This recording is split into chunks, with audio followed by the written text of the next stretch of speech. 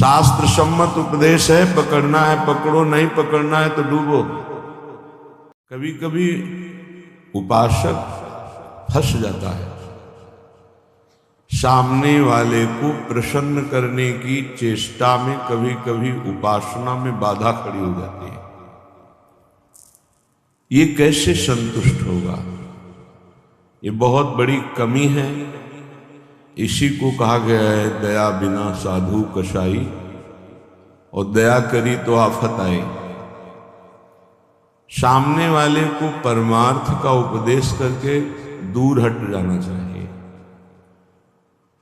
वो पकड़े परमार्थ को तब तो उसको निकाला जा सकता है, और यदि कहीं कि इसको संतुष्ट करके निकाला जाए तो वो कभी संतुष्ट नहीं हो सकता। ऐसी नीच वृत्ति होती है। जितना आप उसको निकालने की चेष्टा करेंगे उतना ही वो आपको दलदल में धंसाता जाएगा। ये प्रकृति का सिद्धांत है, इसलिए उपासक को निरपेक्ष रहना चाहिए, किसी की अपेक्षा नहीं रखनी चाहिए। ये अनुभूत बात कह रहे हैं। जो संतों से अनुभूत है वही हृदय में अनुभव में आता है। उपासक को यदि कभी ऐसा अवसर मिले कि किसी को भगवत मार्ग में बढ़ाना है तो वो ये ध्यान रखे कि हमें अपने को बचा करके इसको निकालना है। कहीं उसके मन की संतुष्टता के द्वारा हम परमार्थ निरूपण करेंगे तो वो कभी नहीं निकल पाएगा, क्योंकि उसका मन ये समझ जाएगा कि हमारी अनुकूलता को लेकर ये विचारवान है, हमारी अनुकूलता के लिए, बस वो आपको रौंद देगा। और परमार्थ का उपदेश दिया और निरपेक्ष हो गए, और वो आप पर आसक्त होता चला जा रहा है, वो निकल जाएगा। त्रुटि यही हो जाती है उपासक से कि इसको कैसे संतुष्ट करूं, वहीं उसका पतन हो जाता है। पतन अपने आराध्य देव का चिंतन छोड़कर मांस के लोथड़े शरीरों का चिंतन होने लगता है।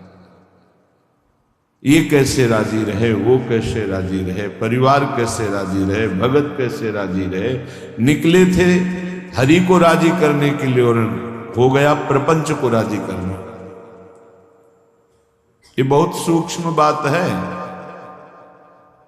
ये शास्त्र सम्मत और हृदय सम्मत बात है दोनों के अंदर। यदि भगवत मार्ग में आगे बढ़ना है तो किसी को संतुष्ट करने का भाव खत्म कर दे। शास्त्र सम्मत उपदेश है, पकड़ना है पकड़ो, नहीं पकड़ना है तो डूबो। तभी आप परमानंद का अनुभव कर सकते हैं, नहीं तो आपको फंसा लिया जाएगा।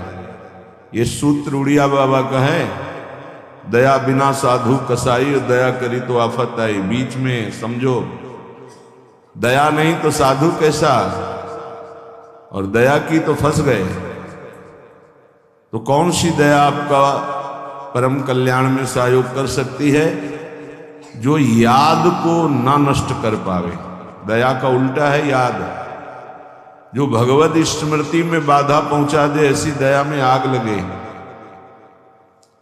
भगवत स्मृति युक्त प्रियता प्रभु के चरणों में और दया जड़ चैतन्य में, तब तो निकल जाओगे। और अगर भगवत स्मृति को दया ने तोड़ दिया और उसकी स्मृति चल रही तो दुर्गति पक्की है। हिरण में इतनी स्मृति आ गई कि हरि स्मृति गई तो अगला जन्म ऐसे महापुरुष का पशु रूप में हो गया, मृग रूप में। तो बहुत सावधानी का ये परमार्थ मार्ग है। कभी कभी दया में चूक हो जाती है। ये दया बहुत बड़ी दैवी संपदा है, कोई साधारण नहीं है। महापुरुष अपने कल्याण की बात ना देखते हुए सामने वाले का कैसे मंगल हो, इस बात पर विचार युक्त रहते हैं। पर साधक को बहुत सावधान रहना चाहिए। इस दया रूपी सद्गुण से बचना चाहिए। ध्यान से इसको पकड़ लीजिए।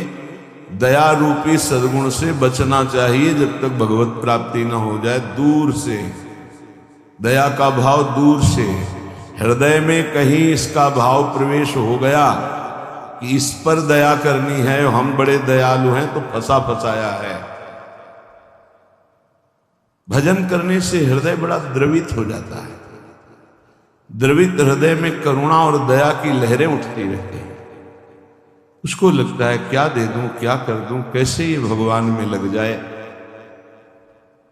अच्छी बात है, पर व्यवहार में ये तुम्हारी बात कोई जान गया कि तुम इतने दयालु हो तो दुरुपयोग कर देगा, तुम्हारी इस दया का दुरुपयोग हो जाएगा।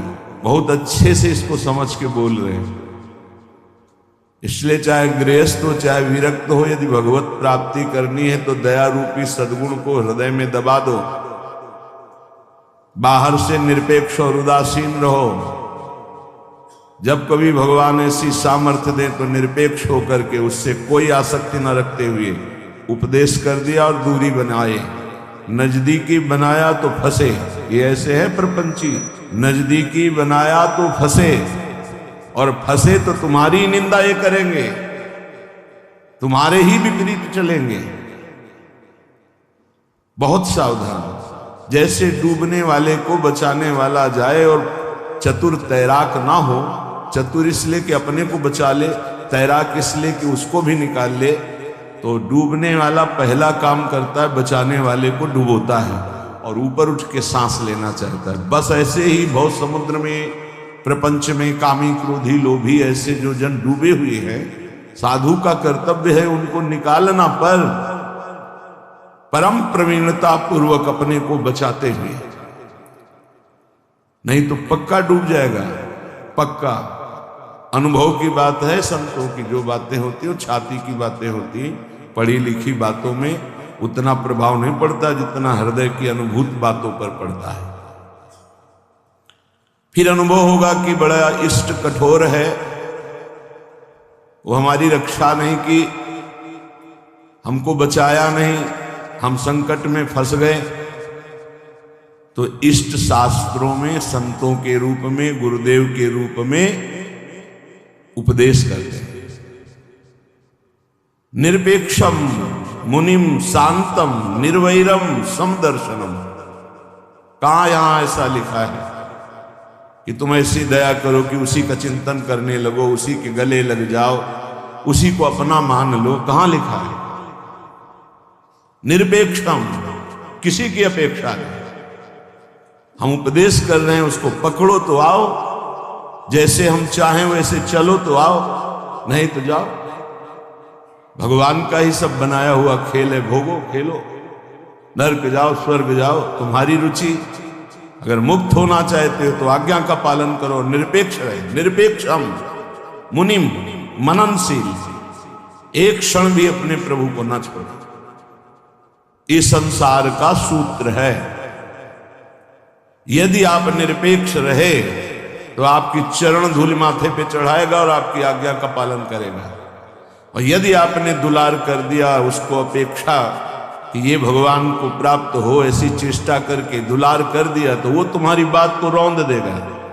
सामने वाला यदि अपना परिवर्तन नहीं चाहता तो पूरा जीवन संग दे दो तो भी उसका परिवर्तन नहीं होने वाला। अगर परिवर्तन चाहता है तो दूर से एक शब्द सुनकर उसका परिवर्तन हो जाएगा।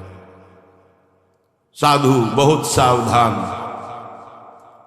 बड़े बड़े जो संत अनुभव करके बोल गए हैं वो अपने अनुभव से बोल रहे हैं, अपने हृदय की बात बोल रहे हैं। आप पकड़ लोगे तो आपका चिंतन नहीं बर्बाद होगा, वो अनुभूत बात आपको माया से बचा लेगी। सदैव अपने इष्ट देव के विचार में रहना चाहिए। भूल ये हो जाती है कि मुझे प्रभु न मानकर उसका कल्याण करने का ठेका ले लेते हैं। हम इसका उद्धार कर सकते हैं, भूल हो गई। हमारे प्रभु आए शिष्य का रोल करते हुए, स्वांग करते हुए, तो स्वांग मात्र करना गुरु का असली बात नहीं है। गुरु शिष्य एक ही परमात्मा तत्व विराजमान है, असली बात है। ये भूल हो जाती है। कैसे ये संभले, कैसे ये दुखों से निवृत्त हो, कैसे भगवान को प्राप्त हो। थोड़ा बस उसके अनुकूल हो गए, वो तुम्हारी हर बात रौंद देगा, तुम्हें सेवक बना देगा, अपना गुलाम बना देगा। मान लेना, हमारी बात दिमाग में लिख लेना। एक साधारण विषयी आदमी तुम्हें अपना गुलाम बना सकता है। कैसे? उसकी अनुकूलता को यदि तुमने परोसा, बस वो तुम्हारी आज्ञा का उल्लंघन कर देगा। ऐसे सात्विक जन बहुत कम होते हैं जो ये बात सोचे कि ये किसी की तरफ देखते नहीं, किसी से बोलते नहीं। इन्होंने हमारी तरफ देखा, हमसे बोले, बात किया, अहो भाग्य। यह हम अपने अनुभव की बात और संतों के अनुभव की बात कहते हैं जो माया मुक्त हैं। किसी को उपदेश देकर निरपेक्ष हो जाना, यही उसके कल्याण का स्वरूप है। उसको दुलार करना अपने और उसके दोनों के पतन का रास्ता है पक्का। संसार में कहीं कोई भी यदि भगवत मार्ग में चलना चाहता है तो शब्द पकड़कर निकल जाएगा माया से। और अगर गुरुजनों के, महापुरुषों के वचनों को नहीं माना तो हम लौट जाएं उसके चरणों में, हमारे ऊपर से खेले, तो भी वो कल्याण को प्राप्त नहीं हो सकता, क्योंकि वो वचन का पालन नहीं कर रहा। गुरुजनों का उदास रहना हमारे लिए अत्यंत आवश्यक है, क्योंकि जब वो उदासीन होकर तिरछी चितवन से देखते हैं तो हृदय थर्रा जाता है और धर्म पूर्वक चलता है। और जब गुरुदेव मुस्कुरा देते हैं तो उसका उल्टा फल होता है, हमें गर्व हो जाता है और हम उनकी आज्ञा का उल्लंघन कर देते हैं। ये संसार सद्गुरु स्वरूप है, ये पूरे जीवन शिक्षा देता रहता है। इसलिए हम बैरागी, भगवत मार्ग के अनुरागी या गृहस्थ में जो वैष्णवजन हैं, उनको ये जो दूसरों को उपदेश देना, दूसरों के कल्याण का ठेकेदार बन जाना, ये बहुत ही घातक खेल है। प्रवचन करना, उपदेश करना, दूसरों के मन को संतुष्ट करना, ये बहुत ही घातक खेल है भगवत प्राप्ति में। तब तक मुंह नहीं खोलना चाहिए जब तक स्वयं साक्षात्कार भगवान का न कर ले, नहीं तो मिटिया मेट साधना को करने के लिए ये माया प्रपंच बहुत विचित्र है। उस समय आपको अनुभव होगा कि भगवान बहुत कठोर है, हमारी बात नहीं सुनते, हमें बचाया नहीं, इसीलिए पहले भगवान संत और शास्त्रों के रूप में बोल दिए, ऐसा करोगे तो परिणाम ऐसा होगा। सावधान, तब तक कभी किसी को शिष्य ना बनावे जब तक स्वयं भगवत प्राप्त ना हो जाए। तब तक कभी प्रवचन उपदेश ना करे जब तक स्वयं प्रवचन उपदेश का आचरण जीवन में उतर ना जाए। जब सामने वाले में भगवान का दर्शन हो तो फिर स्वांता सुखाए तुलसी रघुनाथ गाथा। अपने अंतःकरण में भगवत प्रेम उल्लसित होते हुए भगवत चर्चा, ये आत्म सुख के लिए है, नहीं तो बाधा पड़ जाएगी, पक्का बाधा पड़ जाएगी। इष्ट का चिंतन छूट करके इसको कैसे प्रसन्न करें, इसको कैसे राजी करें, इसको कैसे दुलार करें, बस इसी में अब आप विचार करो। एक संसार त्यागी वैरागी भगवान के मार्ग का पथिक प्रपंचिक शरीराभिमानी भोगी विषयी पुरुषों के संतुष्टता के लिए वो विचारवान हो गया। ये विचार गलत। तुम्हारे विचारों का उनके विचारों में प्रवेश हो जाए और वो तुम्हारे विचार में मगन रहे, तब उनका कल्याण होगा। तुम अपने विचारों को दबाकर उनके विचार में मगन हो गए, तुम्हारा पतन हो जाएगा। इसीलिए प्रचार प्रसार के लिए सिद्ध पुरुषों का अधिकार है। श्री वृंदावन दास जी महाराज विचारत ऐसे ही दिन जा, रात दिन इसी विचार में मगन रहो। श्यामा श्याम का नाम, श्यामा श्याम का रूप, श्यामा श्याम की लीला। कब मिली हो ब्रज जीवन प्यारे,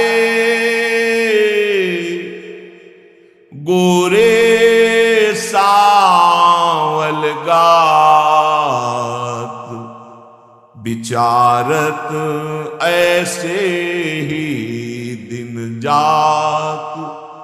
उपासक का कैसे दिन जाता है, कैसे रात जाती है।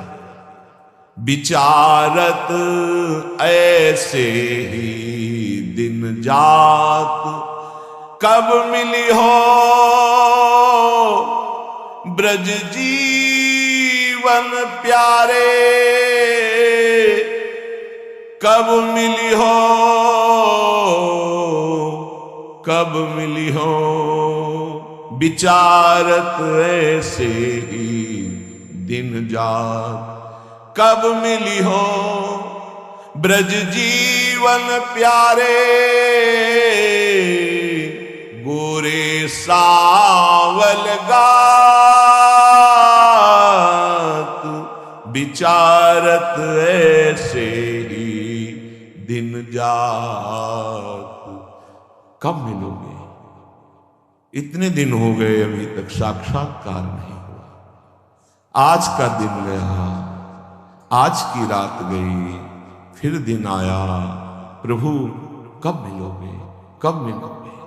ये व्याकुलता, यहां दूसरे के चिंतन की कोई गुंजाइश नहीं है। दया से चिंतन में फिसला साधक। ये हिरण का बच्चा मर जाएगा अगर हम इसकी रक्षा नहीं करें। चलो ठीक, बाहर निकाल, अब इसका पालन पोषण करना। चलो ये भी ठीक, 10-5 दिन में छोड़ देते, नहीं, गले लगा लिया, अगला जन्म हिरण का हो। बहुत बुरी तरह साधक दया में फंस जाता है।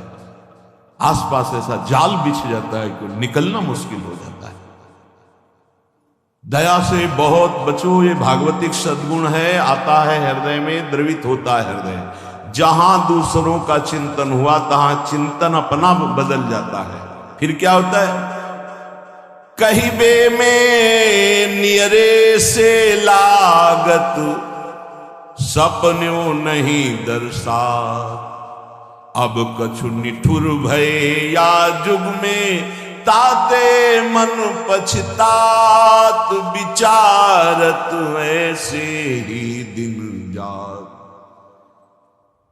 वो बातें तो प्रभु की करता है, लेकिन ऐसा अनुभव में नहीं है, बहुत दूर प्रभु होते।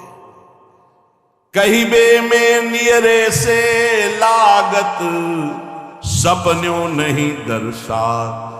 स्वप्न में भी प्रभु नहीं। क्यों? गजब की बात है, साधक जीवन भर चिंतन को संभालता रहता है। दूसरे पर दया करके वो अपने कीमती चिंतन को दे दिया है, वो समझ नहीं पाता क्या हमारे से इनको मिल रहा है। इन्होंने अमोघ चिंतन छोड़ करके मुझे अपना लिया, मेरा चिंतन करते हैं, मेरे दोषों को मेरे सामने रखते हैं, मेरे को अपना मानते हैं। इससे प्राण न्यौछावर हो जाने चाहिए, लेकिन नहीं, वो प्राण ले लेगा उसके, अगर ऐसी गलती की कोई उपासक। निज अनुभव कहो खगेसा, वो तुम्हारे प्राण ले लेगा, वो तुम्हारी जीवन भर की चिंतन वृत्ति को रौंद देगा यदि तुमने दया कर दिया। इस बात को समझ लेना। संतों का संग क्यों सुना जाता है? शास्त्रों में वही सब लिखा है, उसको अपने अनुभव से डुबो कर बोलते हैं। कहिबे में नियरे से लागत, सपने हूं नहीं दर्शा। अब करो प्रवचन। हृदय में आश्रय दूसरे का, चिंतन दूसरे का, संबंध दूसरे का, तो स्वप्न में भी आपके आराध्य देव नहीं झलकेंगे। फिर क्या हृदय कहेगा? अब कछु निठुर भय या जुग में, ताते मन पछतात। अब भगवान भी नहीं सुनते, बहुत कठोर हो गए। हमें लगता है इस युग में, पहले बहुत जल्दी कृपा करते थे। हम आपको बताते हैं कलयुग में सबसे जल्दी भगवान प्रसन्न होते हैं। ठाकुर जी को जब यशोदा मैया रस्सी से बांधती हैं तो रासलीला में दर्शन करवाते हैं कि मैया ने कसम धरवानी शुरू की कि बंद जा लाला, हर रस्सी 2 अंगुल छोटी। तो उनको पता है भगत बहुत प्यारे हैं, पहले तो बड़ी कसम खुआई निज भगवान के स्वरूपों की, नहीं बंधे। फिर सतयुग के भक्तों की, फिर त्रेता के, फिर द्वापर की, जो ही कहा कि तुम्हें कलयुग के भक्तों की शपथ से बंध गए। क्यों? कलयुग में बहुत कम भक्त होते हैं, विशुद्ध भक्त भगवान की।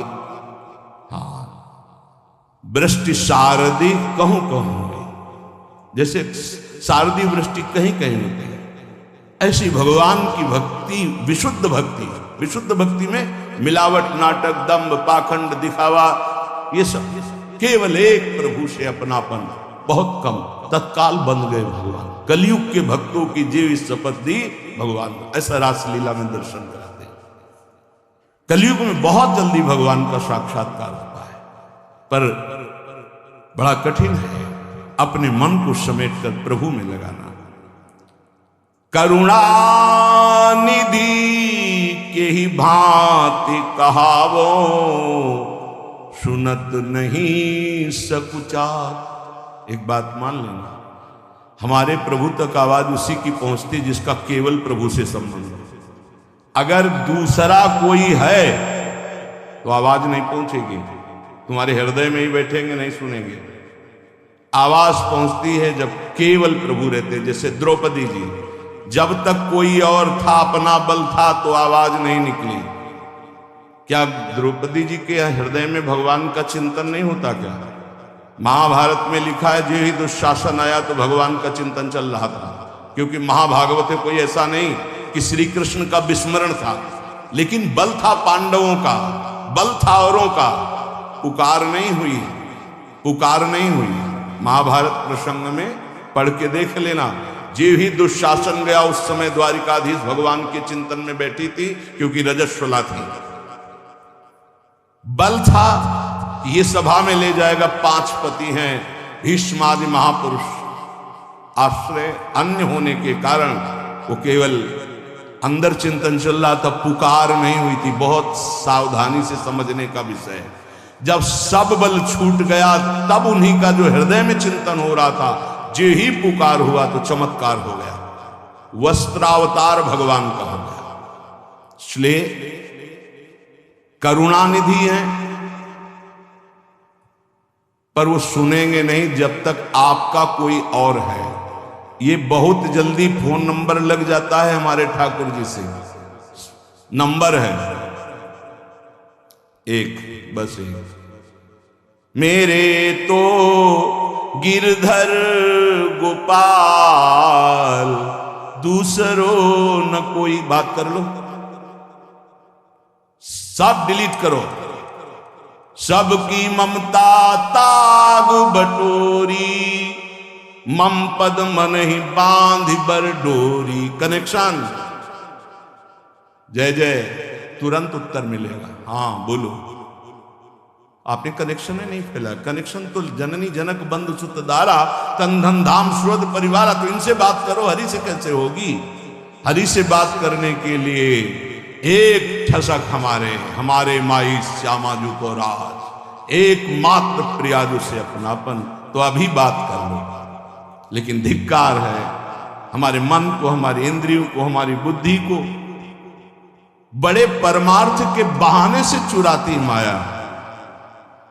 माया कोई विपक्ष बन के थोड़ी आती है, नहीं तो साधक विपक्ष को पहचान के फौरन अपने को बचा ले, वो भी चतुर खिलाड़ी है, पक्ष बन के आती है। हम इसका कल्याण कर देंगे, ये हमारी सेवा में, ये इसका मंगल होना चाहिए। मार देगी विपक्ष, सेवा के बहाने से घुसता है और फिर मार देता है। ये बात ध्यान रखना, पकड़ लो हमारी बात को। एक परमहंस जी हमें मिले, वो आर्मी में मेजर थे, बाद में संत बने, बहुत ही अष्टपुष्ट शरीर, हमसे एक बीता लंबे, भारी त्रिशूल हाथ में रखते थे, गौ रक्षक, हजारों गौओं को ट्रकों से छुड़ाया था। तो विपक्ष मूड़ मुड़ा के सफेद अचला, सफेद ऊपर, साष्टांग दंडवत उनके आश्रम में। महाराज हमारी गौ भक्ति बहुत जोर की, कसाई था, आपका शिष्यत्व स्वीकार करने आए, जो आपका नाम सुना, आपकी गौ भक्ति, तो उनका भैया बड़े भाग्य हैं आपके, बस हमें केवल गौ सेवा करनी, आप अपनी गौ सेवा में रखिए। हजारों लाखों गौएं थी और इतनी नम्रता 1 साल में की कि सेवा में आ गया, शरीर सेवा में, हर बार साष्टांग दंडवत, हर बार जे भी बस उसने ये स्वांग ही रचा था। जे भी शरीर सेवा में आया 2-3 दिन के अंदर वो रात्रि में दूध लेते थे 2 लीटर गाय का, उसी में जहर। जे ही पिया दूध से तुरंत अंदर, वो बड़े भागवतिक थे, तुरंत अंदर आया, तुम्हें जहर दे दिया गया। बुलाया, कहां है वो? गायब। 5 लीटर गौमूत्र पिया, हमसे 1 बीता लंबे से। बस उनको यही समझ में गाय बचा सकता है। 5 लीटर जो ही गौमूत्र पिया, 5 मिनट में ही इतनी उल्टियां हुई, सब बाहर। थोड़ी देर के लिए मूर्छित रहे, कोई डॉक्टर की जरूरत नहीं पड़ी और ठीक हो गए। एक तो भागवतिक दिव्य श्रद्धा उनकी, दूसरी गौमूत्र ने उनको बहुत सी उल्टियां करा दी। 5 लीटर, ढक्कन 2 ढक्कन की बात, इतनी गर्मी, 5 लीटर मतलब बार बार उल्टियां, तो सब बाहर निकल गया। और सामर्थ्यशाली भगवत चिंतन परायण गया न सेवा के निश्चय। विपक्ष कभी विपक्ष बनकर नहीं आता, मित्र बनकर आता है। ऐसे ही साधक पक्का समझ ले, माया विपक्ष, वो मित्र बन करके आएगी, वो आपकी सेवा में से आएगी, हाथ जोड़ के आएगी और रौंद कर पैरों से चली जाएगी। कागज में लिख लो, दिमाग में लिख लो। कैसे जानोगे माया विपक्ष आ गई हमारी सेवा में? जिसके संग से प्रभु का चिंतन छूटे और उसका चिंतन बनने लगे, चाहे जिस भाव से हो, चाहे दया से हो, प्यार से हो, दुलार से हो, किसी बात से हो, बस समझ लेना ये विपक्ष है, अपना पक्ष नहीं। क्योंकि जिसके संग से प्रिया प्रीतम की स्मृति निरंतर चले वो तो अपना पक्ष, और जिसके संग से प्रिया प्रीतम का स्मरण चला जाए और उसकी स्मृति आ जाए तो जाके प्रियन राम वैदेही तजिए ताहे कोटि बैरी सम जद्य परम स्नेही, परम स्नेही का रूप लेकर के आए। बहुत सावधान उपासक को रहना चाहिए, नहीं तो करुणानिधि प्रभु होते हुए भी तुम्हारी बात नहीं सुनेंगे, तुम्हारी आवाज नहीं जाएगी वहां तक। फिर कहोगे भगवान ने बचाया नहीं, तुमने सिद्धांत का भंजन किया, सिद्धांत के विरुद्ध चले, इसीलिए तुम मारे गए, इसीलिए तुम्हें गिरा दिया जाएगा। बाद में दोषी तुम होगे क्योंकि तुमने दया की। यहां भी और परलोक में भी 3 जन्म लगे भगवत प्राप्ति के लिए। पहले जन्म में ही पिता भगवान थे ऋषभ देव जी, भरत जी के। ये लीला करके उन्होंने दिखा। इसलिए वैष्णव, सन्यासी, साधक, उपासक अपने जीवन में बहुत सावधान रहे, पूरे जीवन में। कभी कभी जगत कल्याण की भावना भी उसको बंधन का कारण बन जाती है। इसलिए जगत भगवत स्वरूप है, इसका कल्याण नहीं करना, तुम अपने को बचा के निकल